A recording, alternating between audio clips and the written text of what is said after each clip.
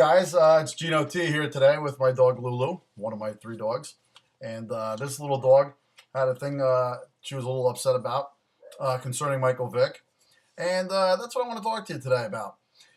The NFL is going to look into putting the ball on the kickoffs at the 35-yard line. They just passed this rule. Now, number one, I think they got more serious problems to worry about in the offseason than where they're placing the kickoff.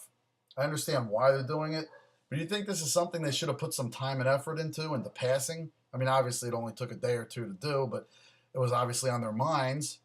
Do they think this might be great leverage in getting the players to play an 18-game season because they're moving the kickoff up to the 35? Or substantiate the funds that they're not getting in revenue from the owners that are bringing in billions and billions of dollars, $10 billion to be exact, that the players are upset about? How about their health care? Do you think it really is making a difference in driving a wedge to where they can say, hey, you move that ball to the 35-yard line on kickoffs, you got us back? The other thing that kind of burns my ass is Madden. Now, I love John Madden, don't get me wrong, but from what I heard, they're planning the new John Madden game for this coming season to have the cover possibly featuring, yes, Michael Vick. What's wrong? We hate Michael Vick. He's an asshole. Fuck you. Anyway, Michael Vick really, I mean, come on. He's a heartless bastard that really should have never had a second chance after the cruel and unusual punishment he put dogs through for years that we didn't even know about until 2 years ago. Yeah, he went to prison, great, but he was supposed to do a whole tour for PETA. He was supposed to help animal shelters. He was supposed to donate money. He just obviously didn't do any of that. At least it wasn't publicized. You know what I just heard about? He came back from Florida at a prison where he gave a positive message. Gee, I wonder what that was. Don't be here, you assholes? Right, okay. Well, you know, Michael Vick, to be honest with you, comeback player of the year, whatever you want to call him, he's still a heartless bastard. He still did what he did. And I know there's friends of mine and people that disagree with me, but there's a majority of people that really agree with me. Even Eagles fans that said if he had taken them to the Super Bowl, it would have been a bittersweet victory and tough to root for the guy, which I understand. And I know little Lulu probably wouldn't want to root for him either or see him in the Super Bowl. I'd like to see his legs get broken. Screw him. Fuck you. Okay. Thank you, Lulu. That was great. Now, on to something else that's amazing to me is John Madden football 2012. They're going to have a season. I wonder if the new Madden version will have like an NFL lockout feature where you can just lock every player out as an owner and view an empty field. I wonder if you're going to be able to go into it and say, hey, I want to buy a PSL. Wow, I don't have enough money to buy one, but it's kind of neat if I actually had like Monopoly money to maybe try to purchase one. I mean, what features are they going to have in there? Jerry Jones in 3D telling you your seats and PSLs for this year are going to be $10,000. Or how about the Mara family? $10,000 for the right to own season tickets, but then you still have to buy season tickets and screw the fans.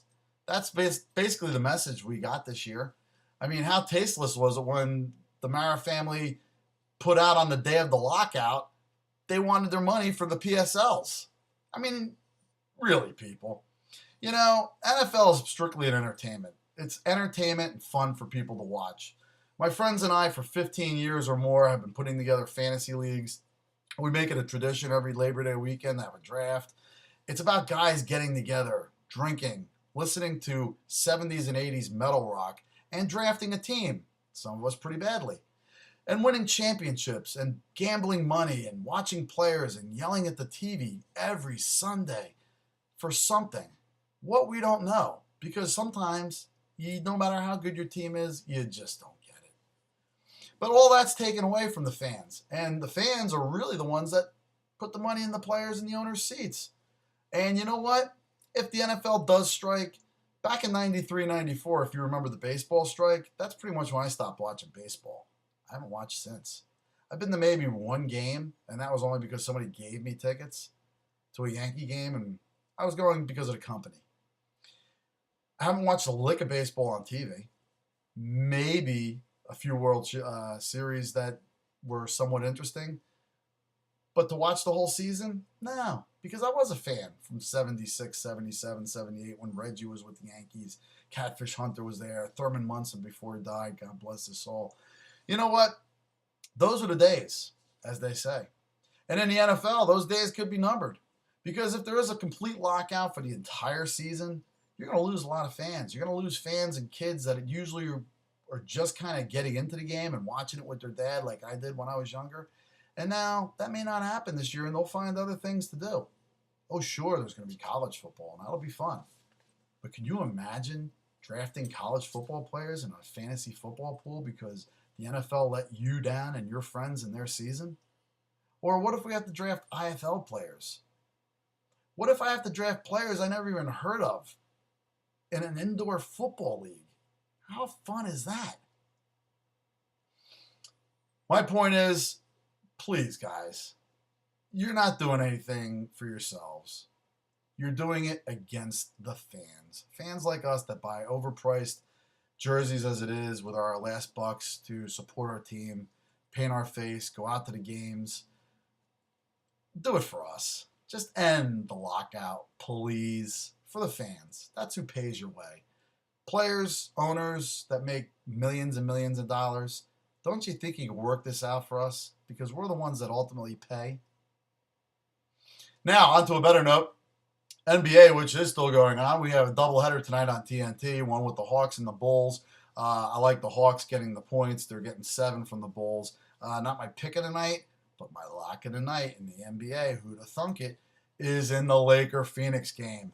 Yes, take the over, root for the points. Andrew Bynum will be out. The middle will be kind of open for the Phoenix Suns to go down court a little bit. Look for Kobe to be shooting the lights out. Look for that whole defensive thing to just kind of not go away because you're going to have two teams just waiting to shoot the lights out tonight.